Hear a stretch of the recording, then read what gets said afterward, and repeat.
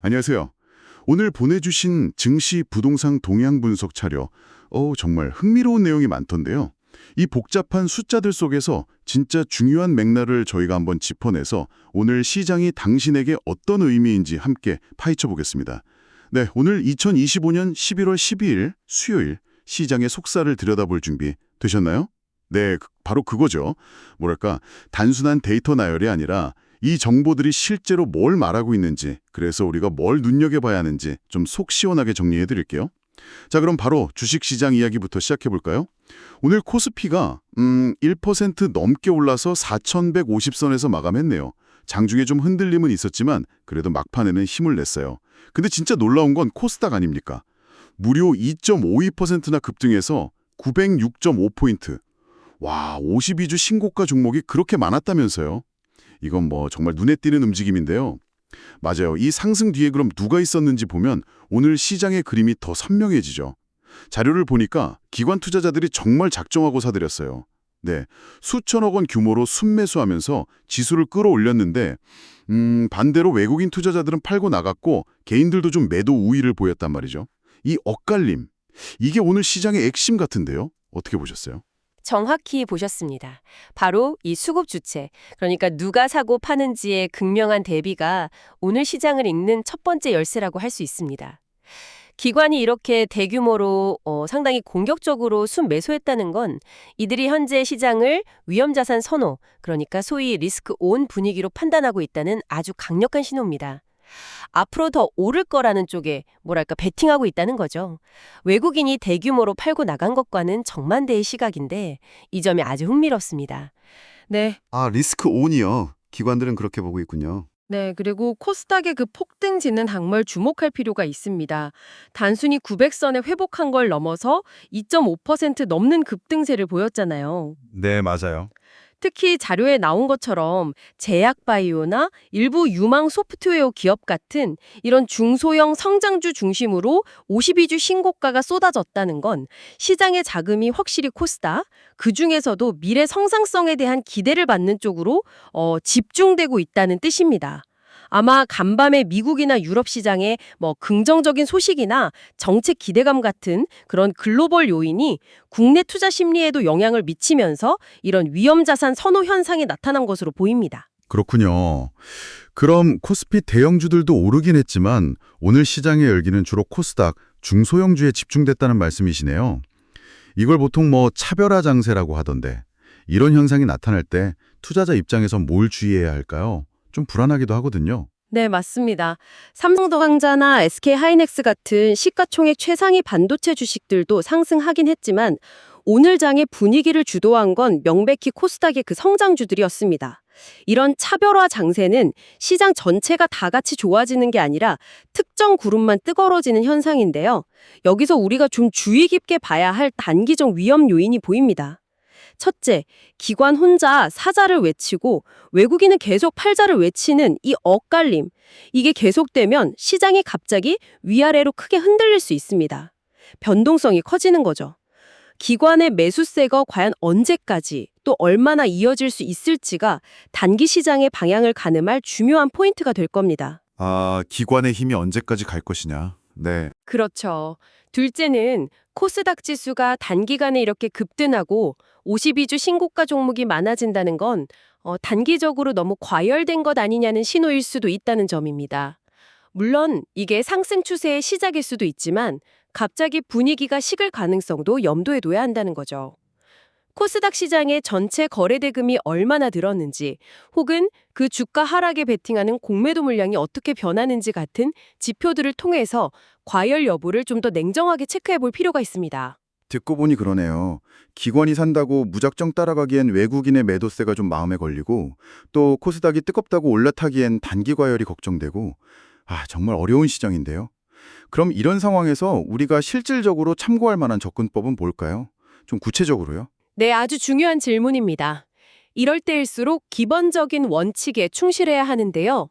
우선 기관 투자자들이 구체적으로 어떤 업종의 주식을 집중적으로 사는지 그 흐름을 면밀히 추적하는 게 중요합니다. 단순히 지수 전체를 사는 건지 아니면 특정 성장 스토리가 있는 섹터를 공략하는 건지에 따라 의미가 다르거든요.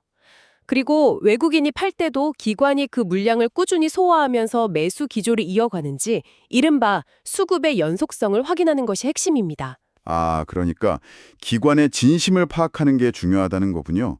단순히 시장 방어 차원인지 아니면 특정 분야에 대한 확신인지, 그리고 아까 말씀하신 코스닥 과열 가능성, 이거에 대해서는 어떻게 대응하는 게 좋을까요? 네, 맞습니다. 그 코스닥 쪽은 확실히 변동성이 커질 수 있는 구간에 들어섰다고 볼 수 있습니다. 따라서 과도한 레버리지, 그러니까 빚을 내서 투자하는 방식이나 너무 짧은 호흡으로 사고 파는 단기 매매는 지금 시점에서는 상당히 위험할 수 있습니다. 오히려 한 번에 모든 자금을 투입하기보다는 여러 번에 나눠 사는 분할 매수 전략이나 예상과 다르게 주가가 하락할 경우에 손실을 제한하는 손절 원칙을 미리 정해두는 것이 리스크 관리에 훨씬 도움이 될 겁니다. 물론 미국 금리나 환율, 반도체 경기 같은 큰 그림도 계속 체크해야 하고요. 네. 결국은 기관의 움직임을 주시하되 코스닥의 열기는 한 발짝 떨어져서 좀 냉정하게 보고 위험 관리에 집중해야 한다는 말씀이네요. 자, 이렇게 뜨거웠던 주식시장과는 또 다른 온도를 보이고 있을 부동산 시장으로 넘어가 볼까요? 오늘 국토교통부에서 기자 간담회가 있었다는 내용이 자료에 있는데 정부는 15.15 대책 이후 전세 시장이 안정되고 있다고 평가했군요. 특히 서울은 매물이 늘고 있다고요? 네, 그 정부의 공식적인 평가는 그렇습니다. 10월 15일에 발표된 부동산 대책이 효과를 내면서 전세 시장이 안정세를 타져가고 있고 특히 서울 지역에서는 집주인들이 내놓는 전세 매물이 오히려 증가하는 추세라는 것이 정부 설명의 요지입니다. 그런데 정부 발표랑 시장에서 체감하는 분위기 사이에 좀 온도 차이가 있다는 이야기도 계속 나오잖아요. 실제 통계 자료들을 보면 어떻습니까? 정말 안정세라고 볼 수 있나요? 바로 그 지점이 중요합니다. 정부 발표와는 별개로 그 한국부동산원이나 KB국민은행 같은 기관에서 매주 발표하는 통계 데이터를 살펴보면 그림이 조금 다릅니다. 10월 말에서 11월 초 기준으로 봤을 때 서울과 수도권의 일부 인기 지역에서는 여전히 전세 가격과 매매 가격이 조금씩 오르고 있는 것으로 나타납니다. 물론 이전처럼 아주 가파른 상승세는 아니고 상승폭이 둔화되거나 지역별로 혼조세를 보이는 곳도 있지만 자료들을 종합해보면 전반적인 안정이라고 딱 잘라 말하기에는 아직 좀 이른 감이 있습니다. 지역별 편차가 꽤 크다는 거죠. 아하, 그러니까 정부는 큰 그림에서 안정화되고 있다 이렇게 말하지만 우리가 실제로 집을 구하거나 팔려고 할 때는 지역별로 상황이 전혀 다를 수 있다 이런 말씀이시군요. 근데 서울에서 전세 매물이 늘어난다는 건 그래도 좋은 소식 아닌가요? 네, 전세 매물 증가는 분명 가격 안정의 긍정적인 요인입니다. 특히 전세를 구하는 세입자 입장에서는 선택의 폭이 넓어지는 거니까요. 하지만 이게 모든 지역, 모든 종류의 주택에 해당되는 건 아닙니다.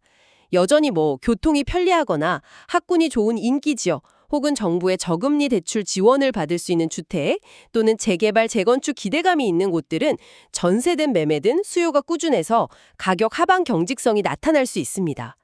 즉, 10.15 대책의 효과가 시장 전체에 고르게 퍼지기보다는 지역과 주택 유형에 따라 다르게 그리고 좀 시간을 두고 나타나고 있다고 보는 것이 현실적인 분석입니다. 그렇군요. 정책 효과도 이게 바로 나타나는 게 아니라 시차를 두고 그것도 지역마다 다르게 나타난다. 그럼 앞으로 부동산 시장을 볼 때 어떤 변수들을 좀 눈여겨봐야 할까요? 몇 가지 중요한 변수들이 있습니다. 첫째, 10.15 대책이 정말 정부 의도대로 투기 수요를 억제하고 실수요자 위주로 시장을 재편했는지는 앞으로 몇 달간의 실제 거래량 변화와 가격 추이를 통해 확인해야 합니다. 정책 발표 효과는 좀 일시적일 수 있거든요. 둘째, 앞으로 한국은행의 기준금리 방향이 어떻게 될지, 그리고 정부가 추가적인 대출 규제를 내놓을지 여부도 시장에 큰 영향을 줄 수 있습니다. 마지막으로 서울시 등 각 지자체가 특정 지역을 토지거래 허가구역으로 묶는 것처럼 지역 단위의 추가 규제가 나올 가능성도 항상 열어두고 지켜봐야 합니다. 이런 것들이 좀 복합적으로 작용하면서 시장의 방향을 결정하게 될 겁니다. 아, 정말 변수가 많네요. 그럼 지금 집을 알아보거나 이사를 계획 중인 분들께는 어떤 점을 특히 강조하고 싶으신가요? 너무 혼란스러울 것 같은데요. 맞습니다. 정보가 많을수록 오히려 판단이 어려워지죠. 그래서 더더욱 내 상황에 맞는 정보 확인이 중요합니다. 만약 전셋집을 찾고 계신다면 서울 전세 매물 증가라는 뉴스 헤드라인만 믿지 마시고 반드시 본인의 관심 있는 동네에 실제 매물이 얼마나 있고 최근 얼마에 거래되었는지 직접 확인하셔야 합니다. 요즘은 부동산 앱이나 국토교통부 실거래가 사이트에서 쉽게 확인할 수 있죠. 같은 서울이라도 강남과 강북, 또 역세권과 비역세권의 상황은 천재차일 수 있습니다. 네, 직접 확인이 필수군요. 그렇죠. 집을 사려는 계획이 있으시다면 더욱 신중한 접근이 필요합니다. 자료 분석 결과, 뚜렷한 개발 호재, 예를 들면 신규 지하철 노선 확정 같은 거나 재건축, 재개발 같은 강력한 상승 요인이 없는 지역이라면 금리 인상 가능성이나 정책 불확실성을 고려해서 당분간 시장을 좀 더 지켜보는 관망 자세가 현명할 수 있습니다. 반대로 입지나 수요 기반이 탄탄하고 확실한 호재가 있는 곳이라면 장기적인 관점에서 접근해 볼 수는 있겠죠. 하지만 어떤 경우든 가장 중요한 것은 15 대책의 세부 내용, 특히 대출 규제나 세금 관련 조항이 본인에게 어떤 영향을 미치는지 정확히 파악하는 것입니다. 막연한 기대감보다는 규제 환경 속에서 나의 자금 조달 능력과 상환 계획이 현실적인지 냉정하게 따져보는 것이 우선입니다. 네, 결국 부동산은 거시적인 정부 정책 방향과 함께 내가 관심 있는 바로 그 지역의 미시적인 데이터와 규제 상황을 직접 발품 팔아 확인하는 것이 핵심이라는 말씀이시군요. 자, 오늘 주식과 부동산 시적에 대해 정말 깊이 파봤는데요. 한번 정리해 주실 수 있을까요? 네, 오늘 11월 12일 시장을 요약하면 이렇습니다. 주식시장은 기관의 강력한 매수세 덕분에 코스피와 코스닥 모두 상승했습니다. 특히 코스닥은 2.5% 넘게 급등하며 52주 신고가가 속출하는 등 중소형, 성장주 중심의 뜨거운 장세를 보였죠. 하지만 기관과 외국인의 상반된 행보, 즉 기관 매수 대 외국인 매도, 이 부분은 앞으로 시장 변동성을 키울 수 있는 요인이니 주의가 필요합니다. 네, 변동성주의. 그리고 부동산 시장은 정부가 10.15 대책 이후 안정세를 강조하고 있지만 아까 말씀드린 대로 서울 전세 매물 증가를 언급했죠. 그렇지만 실제 통계 지표상으로는 지역별로 온도 차이가 뚜렷하게 나타나고 있습니다. 상승세가 꺾인 곳도 있지만 여전히 오름세를 보이는 곳도 있다는 거죠. 따라서 정책 효과와 시장 반응을 딱 잘라 단정하기보다는 장기적인 관점에서 지역별 데이터를 면밀히 분석하는 것이 더욱 중요해졌습니다. 결론적으로 주식이든 부동산이든 큰 흐름을 읽는 동시에 수급, 매물, 가격, 규제 같은 구체적인 데이터를 꾸준히 확인하는 현미경 분석이 필요한 시점이라고 할 수 있겠습니다. 아, 정말 명쾌한 정리 감사합니다. 기관이 불을 지핀 주식시장에 열기하고 아직은 좀 안개 속에 있는 듯한 부동산 시장의 현재 상황을 잘 비교해 볼 수 있었습니다. 오늘 저희가 함께 나눈 이야기들이 이 복잡한 시장을 이해하시는데 조금이나마 실마리가 되었으면 좋겠습니다. 네, 마지막으로 오늘 논의를 바탕으로 스스로 한 번 더 깊이 생각해 볼 만한 질문 하나를 던져드리고 싶습니다. 오늘 주식시장에서 기관 투자자들은 왜 외국인이 떠나는 와중에도 그렇게 자신 있게 사자에 나섰을까요? 그들은 우리가 모르는 어떤 경제 회복의 신호나 정책적 호재를 미리 감지하고 있는 걸까요? 아니면 다른 이유가 있는 걸까요? 기관의 이런 과감한 베팅 뒤에 숨겨진 논리를 추론해보는 것, 이것이 앞으로 시장을 예측하는 데 상당히 흥미로운 관전 포인트가 될 수 있을 겁니다. 네, 아주 흥미로운 질문이네요. 그 답을 찾는 과정에서 시장을 보는 눈도 더 깊어질 것 같습니다. 오늘 저희의 깊이 있는 분석은 여기까지입니다. 보내주신 소중한 자료, 오늘 나눈 이야기들을 곱씹으시면서 계속해서 의미 있는 통찰을 발견하시길 바랍니다.